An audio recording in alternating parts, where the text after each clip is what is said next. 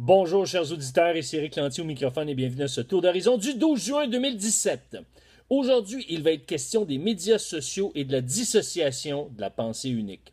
Et oui, mesdames et messieurs, les médias sociaux jouent un rôle important dans la dissociation de la pensée unique. Qu'est-ce que ça veut dire en bon québécois? Eh bien, lorsqu'on se dissocie de la pensée unique, c'est qu'on est en train de critiquer cette pensée qu'on veut nous imposer. On veut nous imposer de croire une façon de voir, une façon de faire, une vision du monde. Les médias traditionnels jouent ce rôle-là.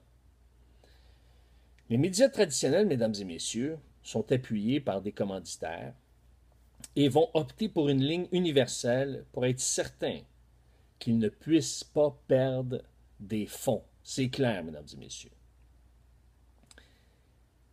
Mais, lorsqu'on va sur des médias sociaux, les gens, le peuple, ce qu'on appelle monsieur et madame tout le monde, vont s'exprimer en fonction de leur idée, en fonction de leur pensée. Évidemment, ils vont être influencés par des sources.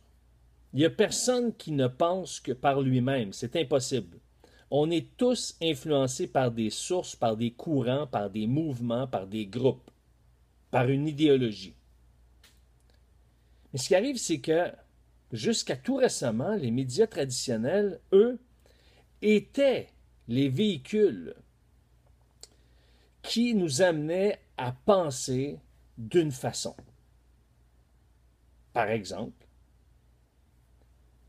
dans les médias, on ridiculise ceux qui veulent remettre en question l'avortement. Pourtant, le Canada est le seul pays au monde où est-ce qu'il n'y a aucune restriction quant à l'avortement. Nommez-moi un pays qui a une loi ouverte comme le Canada, où est-ce qu'on peut avorter à 9 mois de grossesse. Il n'y en a pas, ça n'existe pas.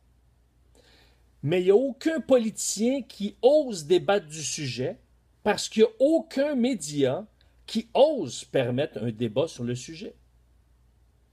C'est un exemple, ça. Maintenant, dans un article que j'ai publié sur la plateforme du Prince Arthur Herald et qui s'intitule « Les médias sociaux et la dissociation de la pensée unique », eh bien, je démontre que les médias traditionnels, mesdames et messieurs, ont tous une ligne éditoriale. Bon, la presse, c'est bien connu, elle est fédéraliste. Le Journal de Montréal, lui, va être nationaliste et souverainiste. Il va osciller entre les deux axes. Vous avez, par exemple, le journal Le Figaro, qui est un journal reconnu pour être centre-droite. C'est un journal français, un journal qui provient de la France. Donc, chaque journal a une ligne éditoriale. Ça veut dire qu'ils sont dans un courant de pensée, un corridor de pensée. Maintenant, ce qui veut dire qu'il n'y a aucun média qui peut se targuer, qui peut se dire « Ah, ben, nous, on est neutre. Nous, c'est de l'information pure. » C'est impossible.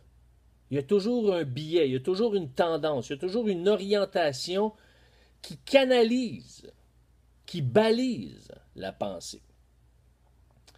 Et donc, de dire qu'un reporter est neutre, eh bien, pour moi, c'est très difficile d'admettre qu'un reporter va être neutre d'une manière absolue. Il y a des reporters qui sont plus justes, qui vont rapporter les faits avec plus de justesse. Oui, c'est vrai. Mais de dire neutre idéologiquement, non. Et c'est pour ça que moi, je crois à la diffusion de la diversité. Vous allez me dire, oui, mais il va arriver un temps, Saul de Tarse le dit, où est-ce que les gens vont se donner une foule de docteurs. Oui, c'est vrai, mais à notre époque, c'est préférable. Pourquoi? Parce que les médias traditionnels tentent à nous amener vers une pensée unique et malheureusement à nous dissocier des valeurs judéo-chrétiennes. Avant, justement, les opinions étaient fondées sur des valeurs. Aujourd'hui, les opinions sont fondées sur des experts de l'information. Et ce qui amène, parce qu'il y a toujours une recherche de l'équilibre, eh bien, ce qui amène la population à rechercher une contextualisation de l'information. Comment, dans mon contexte, je dois l'analyser? Et c'est pour ça que les réseaux sociaux deviennent des sources d'approbation et ça amène des gens à s'entourer de personnes qui pensent comme eux. Il y a quelque chose de sain là-dedans parce que ça défie la pensée unique, mais il y a quelque chose de malsain également. Mais ce qui est sain dans tout ça, c'est que ça pousse les médias traditionnels à repenser leur mode de fonctionnement. Et moi, je ne suis pas en train de dire qu'il faut remettre en question les médias traditionnels. Ils sont importants. Il faut qu'ils s'ajustent et il faut qu'ils soient ouverts à entendre des pensées alternatives. Et il faut, comme le 92.7, avoir des sources de médias traditionnels qui vont amener une pensée alternative pour amener les gens à réfléchir, à rechercher autre chose et à se forger des opinions en fonction de d'autres points de vue. Mais puisque le temps file, mesdames et messieurs, je vous invite à commenter d'une part cet article et à commenter cette émission d'aujourd'hui sur ericlantier.net. J'aimerais bien lire vos commentaires, vos réactions. Sur ce, chers auditeurs, je vous dis à demain.